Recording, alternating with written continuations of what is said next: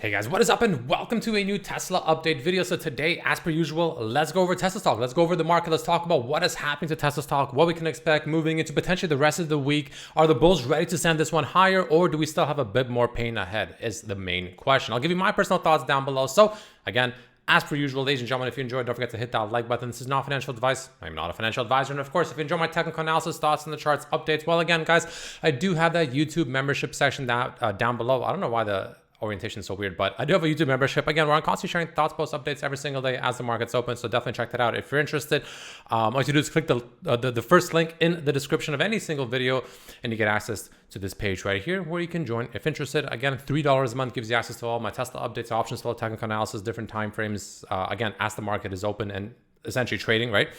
And updates on broader market as well. And then that's just all $3 a month USD. $5 of course includes NVDA as well if you're interested in NVDA updates, again, as the market's open trading. And then $7 a month includes everything else. So you get access to my private Discord as well, where we have a tier 3 membership chat room. We have a very active chat room. A lot of members day trade in there as well. I do chart requests every Sunday with members where they request the charts. I look at the top 15 charts essentially. And every single day, of course, I also post non-Tesla, non-NVIDIA charts. Some of the more recent winners were, of course, SoFi I posted, Duolingo, and those are the ones that are already up. But I want to post all the other ones and why, obviously, just, for obvious reasons. But anyways, hopefully that makes sense. But yeah, jumping into it, Tesla up an actual respectable, we'll say 1.3% on the day, a little bit underperforming the market, but nonetheless still pretty decent, closing at just shy, we'll say $439 per share. So what does this actually mean moving forward, right? Is Tesla ready to go, or do we still revisit those, kind of 410-ish region? That's the main question, right? So the way I like to look at these kind of situations, and this is what I was saying yesterday, where you never really know where the bottom's going to be with these kind of movements, right? You don't for sure know, right? Is it a bull flag, or what if we're not in a bull flag? What if, in fact, this whole time we're actually in a bit of a bull pennant that looks something like this, right? What if we're in a bit more of a tighter pennant like this, right? You don't know, unfortunately. You just simply do not know, which is why, like I said, whenever a stock is in some level of a downtrend, whether it's like an overall downtrend or like one of these small kind of intermediate downtrends where it's essentially consolidating after a run up, which is pretty much what we're doing right now, right?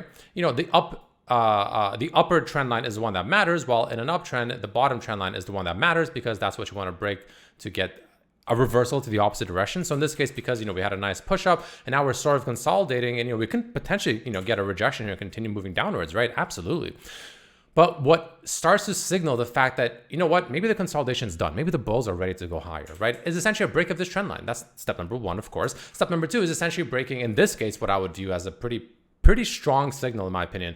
And the way I like to look at it for breakouts, in order to play them, kind of like what I did for AVGO, for instance, here, right? What did I do for AVGO? You can see it's been sort of doing the same thing. This is actually another one I shared or whatever.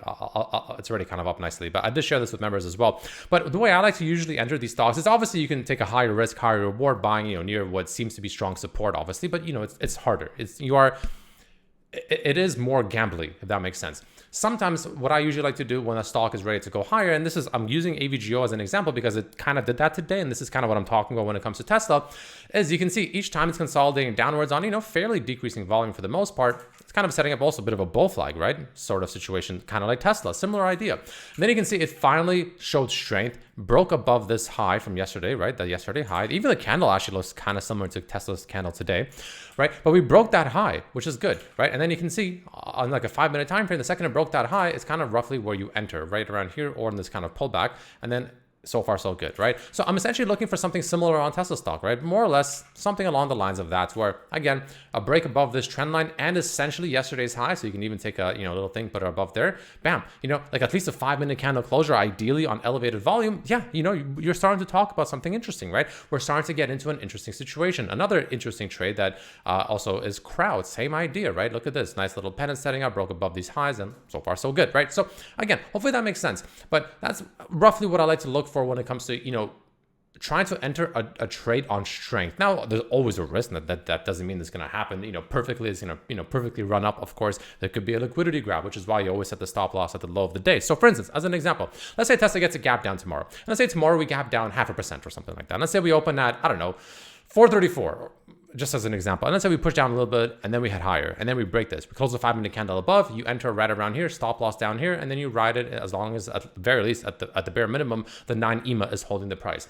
And that's, again, that's roughly how I'd like to look at these kind of situations. And I'm just giving you an example of what I would be personally looking for strength to be shown on Tesla that makes me believe that it's ready for that run up, which I believe if it is, I think we actually do get that revisit to about those 460s. So I actually think the 460s still becomes a very real target. We still arguably have a bit of a fair value gap there. You can, definitely make an argument there. So I would absolutely keep my eyes on 460 if essentially this sort of 440-ish range breaks, right? Low 440s, we'll say, which is also a breakout of this kind of, bull flag or maybe pennant situation that we're setting up in. Now, obviously, the other aspect is if we don't get a break above that, if we don't get a nice, at least, 5 at the very least minute candle closures above with volume, or we just don't even get above it at all, then, we gap down, we can continue going lower. That's absolutely a possibility, right? So, that's usually what I like to roughly look for when it comes to those kind of, breakouts, if you will. Otherwise, technically speaking, while we're still within this, which we still technically are, unless we show that strength tomorrow, we can still go lower. We can absolutely still go lower. We can absolutely still come back down, get a closer test of the 21 EMA at like pretty much 420 itself, down to actually 410 itself, which is this large rising trend line, right? Those are very real possibilities. Now, this morning, when we were kind of tanking in the morning, when we did get that initial sell-off as the markets was opening up in the first hour, I'll mention to my members that, guys, we are actually, approaching the first target. If I go down to the post a little bit lower, I think it was somewhere, if I just scroll up and I see the Fibonacci's, no, that was a day ago, not this one. I think it was 6 hours ago. Where was it? I'm sure you believe me. Oh, here, this one. I think it was this one here. I think it was right after that, I think it was right when we tanked. Yeah, right here, this one here. Tesla now coming down to the lower 420s here. There's a spot for bulls to try and find an earlier bottom. It's this low 420s area with the potential green Fibonacci. So for instance, if I open it up, you can see that's exactly where we pulled back to, right into those green fibs, starting at 424.5, which is pretty much exactly where we went to, down to about 423, right? So again, roughly the low 420s. And that is the first level that we can find support. Why? Because, well, that's the green fibs. That's where we have the 21 EMA, or very close to the 21 EMA on the daily time frame. So there's a lot of confluence around that region, and so far so good. Obviously, so far we got a pretty good bounce off of that, right? But again, it doesn't confirm anything, right? This doesn't confirm that we can't still go lower, like I said, until we get a breakout, essentially, right? So again, let's continue monitoring that. I do like the fact that the volume is decreasing. I mentioned that any pullbacks within this kind of bullish flag or even pennant, whichever one it is, I do like to see this declining volume, which is nice to see. So let's continue monitoring that as well. Let's see how that actually plays out. But overall, that's roughly what I'm looking for moving forward on Tesla stock. In my opinion, pretty simple stuff. So let's see what this happens. I do think we have JPOW tomorrow, if I'm not mistaken. So, there could be some, volatility in the markets, right? The VIX is getting a nice retrace, which is good for the bulls, right? Hence the market being green today. But I still think it's, it's around support, right? This kind of 16-ish area is still support. The bulls, they really want to get this VIX, well below 16, right? Well below 16s, well back into the 15s.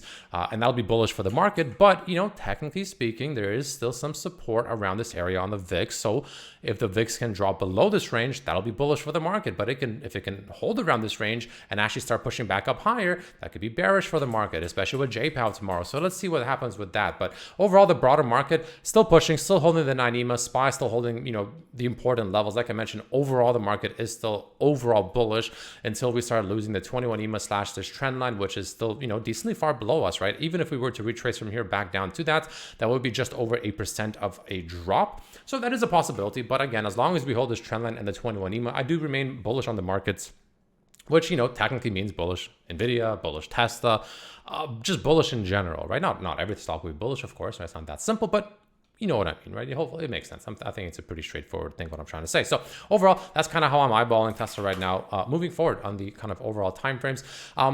Options flow, more bearish flow than bullish flow today throughout the entire day. I think that mainly is because the morning did start off with some very bearish flow. You can see when the stock was kind of tanking, to be completely honest, as the market opened up. But then obviously a nice recovery flow started getting a little bit more mixed into stronger bullish flow towards the end of the day. You can see a lot more green than red. So a lot of bulls are stepping in for this week and next week calls, which again, if we see that strength on Tesla going into tomorrow, yeah, absolutely, guys, absolutely. We can, in my opinion, definitely see a push out of this. And I honestly wouldn't be surprised to still see that sort of 460s-ish range, low 460s, we'll say, tested.